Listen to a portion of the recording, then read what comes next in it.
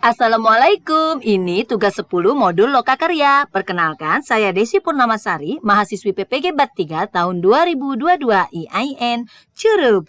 PPG Building Professional Teacher. Sebelum memasuki kelas, kami membiasakan untuk bersalaman terlebih dahulu. Hari ini, kalian mau ikut kita belajar enggak? Yuk, ikut kita ke kelas. Assalamualaikum anak-anak. Bagaimana kabarnya hari ini? Baik. Sehat-sehat saja? Sehat. Baiklah. Sebelum kita memulai pelajaran kita pada pagi hari ini, silakan ketua kelasnya untuk memimpin doa.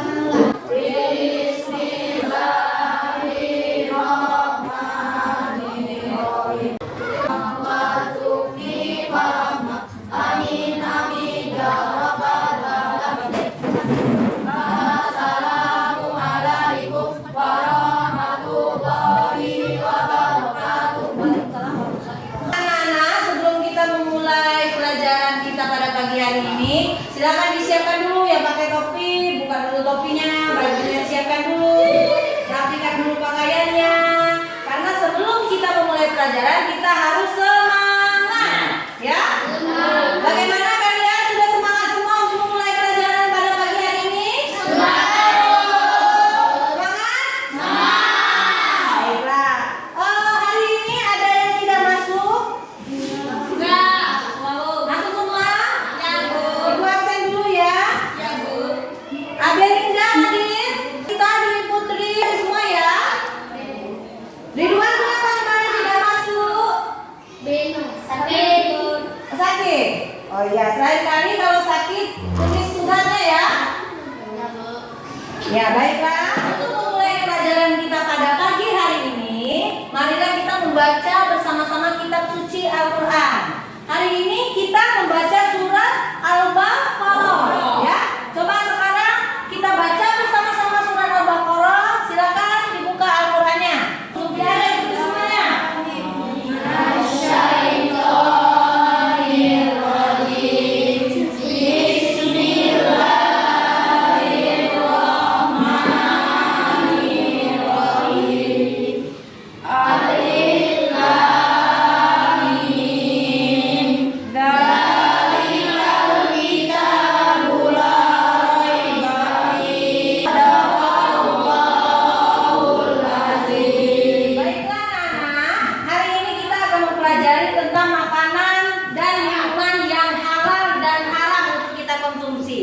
Nah, kemarin kita sudah mempelajari tentang berpuasa, puasa sunnah dan puasa wajib. Ada puasa sunnah, ada puasa wajib. Puasa wajib itu adalah puasa yang apabila kita lakukan mendapatkan pahala, apabila kita tidak berpuasa atau kita tinggalkan mendapat dosa.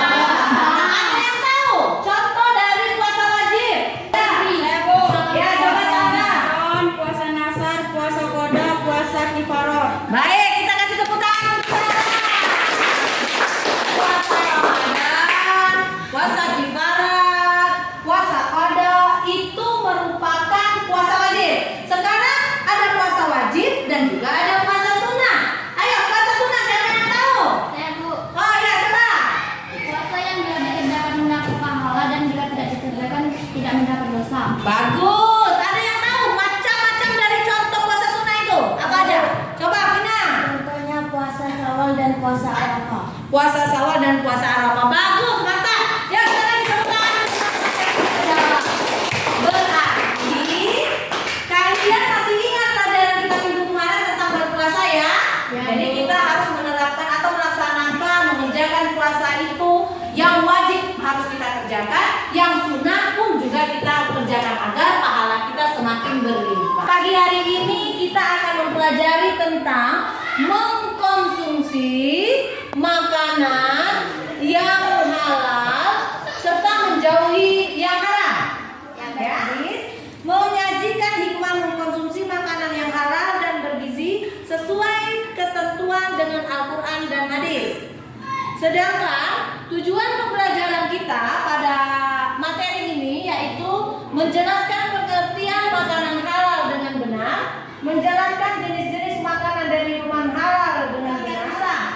kedua, makanan dan minuman yang diperoleh haruslah halal. Jadi walaupun makanan itu halal, kalau cara memperolehnya dengan cara mencuri, dengan cara merampas, atau dengan cara korupsi, maka makanan yang kita konsumsi itu haram untuk dimakan. Ya, walaupun contoh ayam bisa dimakan. Ayam halal nggak? Ayam. Halal apa haram ayam? Tapi kalau ayam tetangga kita curi, halal nggak kita makan? Berarti cara kita memperolehnya juga harus bagaimana? Ada yang mau bantu ibu untuk membacakannya? Saya Bu. Baik, Sarah silakan maju ke depan. Teman-teman yang lain mendengarkan Sarah membacakan dalilnya ya. A'udzubillahi minasyaitonirrajim. Bismillahirrahmanirrahim.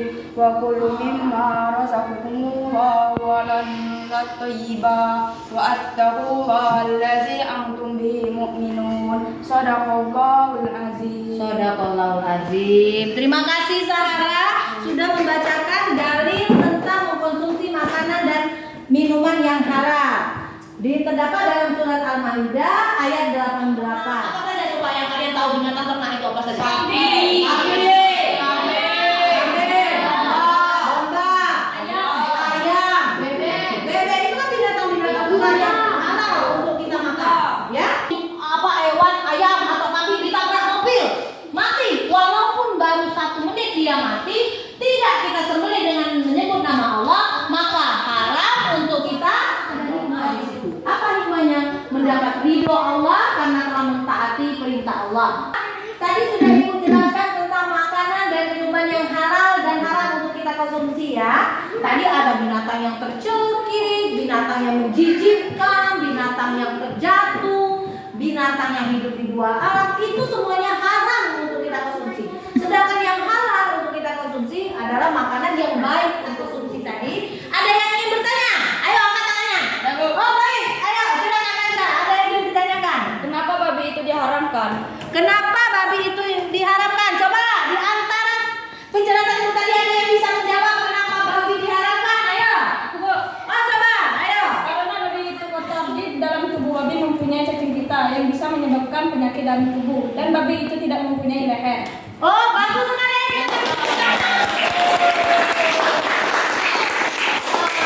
Penjelasan dari Ajis tadi mantap sekali. Mengapa babi itu haram? Karena babi itu membuat mudarat di dalam tubuh kita. Tidak ada manfaat di dalam tubuh kita.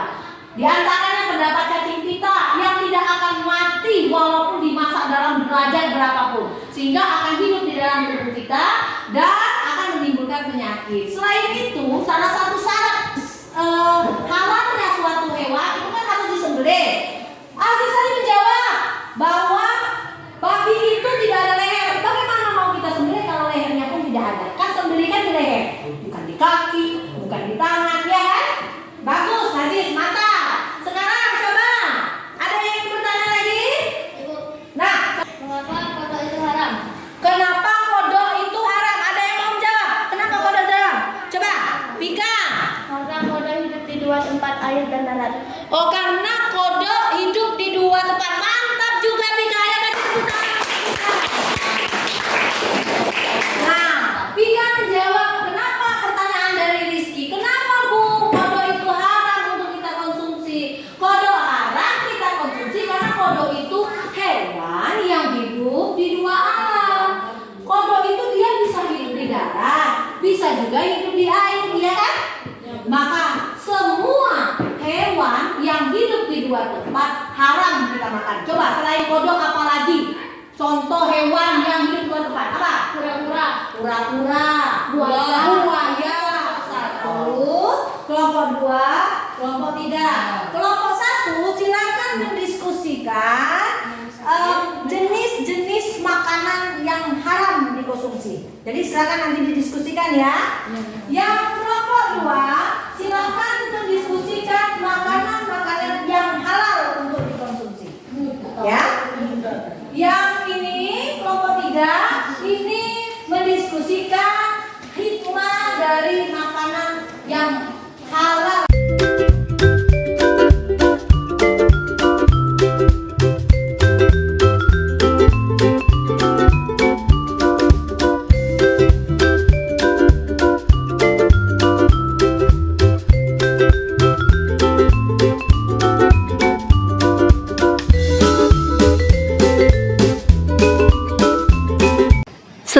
mereka selesai melaksanakan diskusi, maka kelompok yang bersedia pertama sekali maju, mereka boleh maju ke depan. Dan mereka mempresentasikan hasil diskusi mereka. Ini kelompok 1 sedang mempresentasikan hasil diskusi mereka tentang kelompok makanan yang haram untuk dimakan. Selain itu, kelompok 1 juga mempersilahkan teman-teman yang ingin bertanya. Nih, kayaknya ada kelompok 2 deh yang ingin bertanya. Kelompok 2 ini bertanya tentang ciri-ciri makanan yang haram. Ada nggak ya? Ada dong. Makanan yang haram itu ciri-cirinya bercakar tajam, menjijikkan, bertaring, dan lain-lain. Setelah kelompok 1, 2, dan 3 maju, maka guru membagikan LKPD yang akan diisi oleh siswa. Setelah mereka selesai mengisi, guru pun meminta mereka untuk mengumpulnya kembali agar bisa dikoreksi. Anak-anak, tadi kita sudah melakukan diskusi, sudah mengerjakan RKPD. Sekarang kita akan menyimpulkan pembelajaran yang baik untuk tubuh kita, baik cara mendapatkannya, baik cara menyembelihnya menyebut nama Allah. Maka hewan itu halal untuk kita konsumsi. Makanya kita sering mendengar halalan thayyiban, halal lagi riba. Terdapat berbagai macam contoh, ada hewan, ada makanan yang halal dan halal untuk dikonsumsi.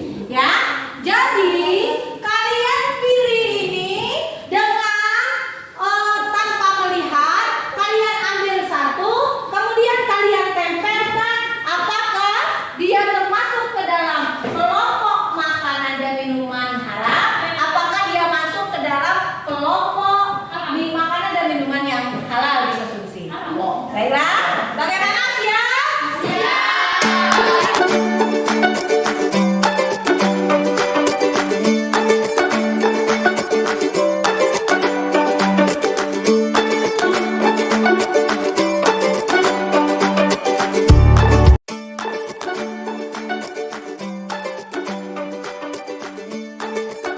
Tempelkan dengan menggunakan jarum ini. Jarum ini kalian gunakan untuk menempel apakah gambar yang kalian pegang itu termasuk ke dalam kelompok yang haram atau kelompok yang halal. Bagaimana siap? Silakan. Apa itu Sarah? Tua. Iya, tua masuk ke dalam makanan haram. Betul kan? Yuk, silakan lanjut. Apa itu? Babi masuk ke haram. Wah, ada apa aja itu ya? Ada pare, ada kacang panjang, ada air kelapa. Ternyata mereka menaruh kelompok-kelompok sayur-sayuran ke dalam makanan yang halal. Nih ada kelompok yang haram, ada kura-kura, ada apa itu? Ada ayam, ada bebek, dan ada lobster. Wah, ternyata mereka sudah hebat ya, sudah bisa mengelompokkan mana dan masuk ke dalam kelompok makanan haram dan mana yang masuk ke dalam kelompok yang halal. Good job anak-anak.